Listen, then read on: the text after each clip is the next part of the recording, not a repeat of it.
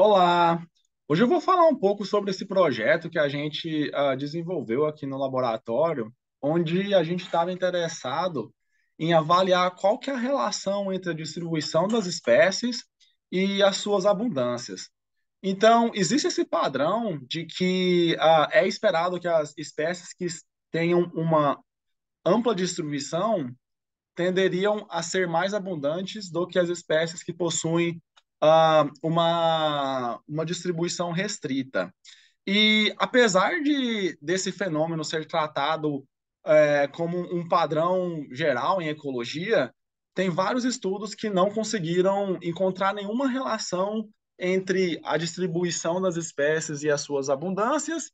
E também existe caso de estudos que, na verdade, encontraram um padrão oposto, onde espécies com distribuições restritas tenderam a ser ah, mais abundantes do que aquelas espécies que possuem uma distribuição abrangente. De maneira geral, existem vários mecanismos que foram propostos para explicar essa tendência, né, que as espécies que são mais amplamente distribuídas de serem mais abundantes. Uh, um desses mecanismos é ter uma amostragem incompleta dos locais onde são coletados dados, de maneira que, por exemplo, se a gente possui uma amostragem incompleta ou insuficiente desses locais, então a gente não seria capaz de detectar aquelas espécies que são raras. E a gente estaria detectando, na maioria das vezes, somente as espécies que são comuns. E a partir daí, a gente observaria uma relação positiva entre a distribuição das espécies e a abundância delas, simplesmente porque a gente não foi capaz de detectar aquelas espécies que são raras naquelas comunidades ou naqueles locais que foram amostrados. Então, isso é mais um artefato estatístico do que um mecanismo biológico que estaria levando a essa relação positiva entre a distribuição das espécies e as suas abundâncias. Por outro lado, também existem mecanismos biológicos que podem explicar esses padrões. Por exemplo, tem a hipótese da disponibilidade de recursos que afirma que se uma espécie ela é especializada em um recurso que é amplamente distribuído e abrangente em uma região, então aquela espécie ela vai ser capaz de ocupar aquele local de uma maneira mais eficaz e de ter uma abundância mais alta do que uma espécie que não é adaptada a usar aquele recurso ou que usa um recurso que é mais restrito geograficamente. Então, aqui existe um mecanismo biológico que explicaria do porquê que algumas espécies que possuem sua distribuição mais abrangente também são mais abundantes do que aquelas espécies com uma distribuição restrita, simplesmente por causa do tipo de recursos que elas estariam usando. Nesse trabalho, a gente teve um objetivo de tentar avaliar qual que é a prevalência dessas relações entre a distribuição da espécie e de suas abundâncias. E a gente queria também ver se tem algum efeito de escala espacial e da escala temporal na detecção desses padrões. Para tentar responder essas perguntas, a gente usou dados da Rede de Observação Ecológica Nacional, ou NEON. Os dados do NEON é muito interessante porque dados para mais de 7 grupos taxonômicos são amostrados em mais de 45 diferentes locais, que são mostrados aqui por esses pontos nesse mapa. E esses locais eles são mostrados em diferentes regiões ecoclimáticas dos Estados Unidos, como a gente pode ver aqui sendo representado pelas diferentes cores dos polígonos desses mapas. E nesses locais, dados são mostrados, por exemplo, tanto para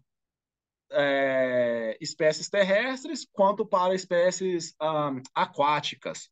E aqui, então, a gente tem uma representação de como esses dados são mostrados, né? A gente tem os sites que são os pontos, os domínios ecoclimáticos, e dentro do site ou desses locais, a gente também tem os plots que são amostrados, né? Que aqui a gente tem um exemplo de um local que está sendo, que a gente tem um zoom e a gente conseguiria ver, por exemplo, 5 diferentes plots que estão sendo amostrados dentro desse local e desse site, né?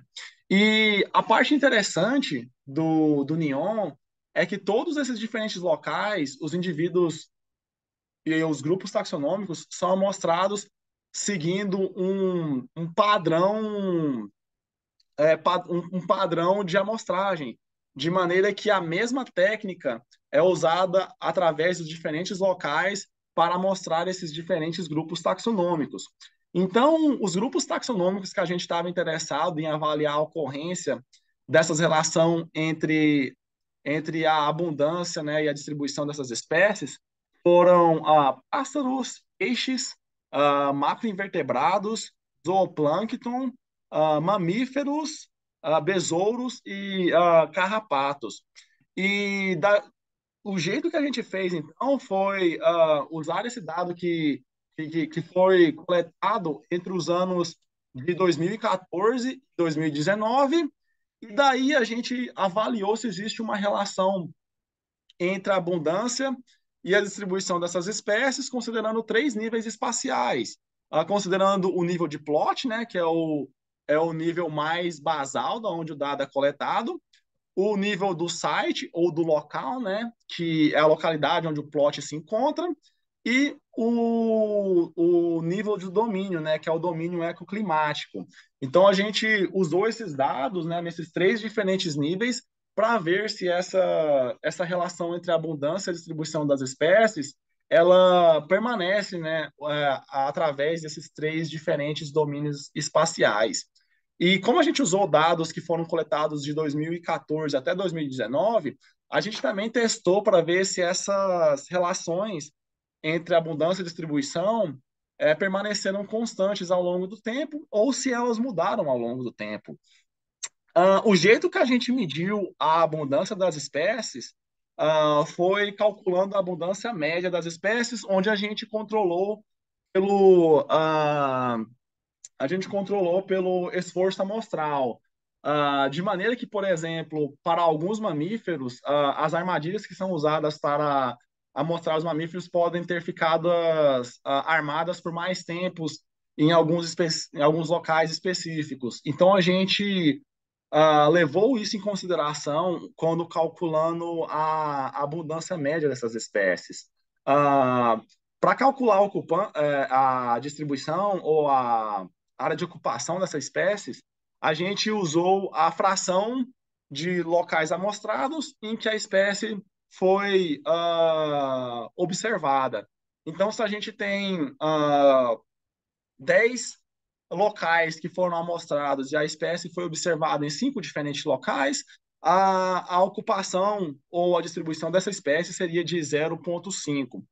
E para avaliar se tem ou não uma relação entre a distribuição das espécies e a sua abundância, a gente usou regressões lineares, né? E a gente avaliou essas relações a nível interespecífico, que significa que cada espécie ela foi tratada como um dado, né, nessas regressões. Além disso, a gente também usou um modelo linear mixto para avaliar se a força dessas não a força, né, mas para avaliar se essas relações entre a distribuição e a abundância foram constantes ao longo do tempo e se tem algum efeito da escala espacial nessas relações também. E nesses modelos lineares mixtos, a gente usou espécie como um fator aleatório, né, para controlar como esse fator aleatório. De maneira geral, o que a gente encontrou, os grupos taxonômicos que a gente estudou, é que existe sim uma relação positiva entre a distribuição e a abundância dessas espécies, que está sendo mostrada aqui nessa figura número 2 para os diferentes grupos taxonômicos. O que é interessante é que, na verdade, embora essas relações elas sejam significativas, elas são relativamente fracas. O que significa que provavelmente existem outros fatores, além da distribuição dessas espécies, que afeta a abundância delas. Então, a distribuição é somente um dos fatores que pode estar contribuindo para os padrões de abundância desses indivíduos. E provavelmente outros fatores, como atributos funcionais, por exemplo, ou características do nicho dessas espécies, poderiam também estar explicando esses padrões entre a abundância, né, e a distribuição dessas espécies. Mas é interessante também notar que essas relações elas são relativamente estáveis ao longo do tempo, né? A gente aqui tem no eixo Y, no caso, o ano, né? E no eixo X a gente tem o valor para o slope dessas relações, e a gente pode ver, né, que ao longo dos anos essas relações elas são relativamente estáveis. Os resultados também foram os mesmos para os modelos lineares mistos que mostraram que essas relações elas não mudam ao longo do tempo, elas são estáveis. E da mesma maneira também é possível observar que essas relações elas foram consistentes ao longo de das diferentes escalas espaciais que a gente consideramos. Então a gente observou os mesmos padrões, né, ao nível de plot, de local e de domínio. E aqui na figura 3 a gente só mostra, por exemplo, o R quadrado para essas relações que foram calculadas, né, nos diferentes níveis espaciais para os diferentes anos considerados, né? E aqui a gente consegue ver que essas relações elas foram relativamente fracas, né? Visto que a maioria dos valores de R quadrado foram menores que 0,2, né? Então, existe muita variação nessas relações entre a abundância e distribuição que a gente não está sendo capaz de explicar nesses modelos. O que sugere, né, que outros fatores, então, estão afetando, né, tanto na distribuição quanto na abundância dessas espécies. Mas, de maneira geral, né, nesse projeto, a gente conseguiu mostrar que existe sim uma correlação positiva, né, entre a abundância e a distribuição dessas espécies. A gente mostrou isso tanto para grupos terrestres quanto para grupos aquáticos. A gente também mostrou que essas relações elas são robustas a diferentes escalas espaciais e que essas relações elas não mudam ao longo dos anos, elas tendem a permanecer da mesma maneira. Então elas são robustas também à escala temporal que é usada, né? E de maneira que a gente viu que essas relações elas foram positivas ao longo do tempo que esses dados foram coletados, né, para esses 7 grupos taxonômicos que a gente considerou no nosso trabalho. E isso é tudo que eu tinha para falar hoje, né? Agradeço muito a você e até a próxima.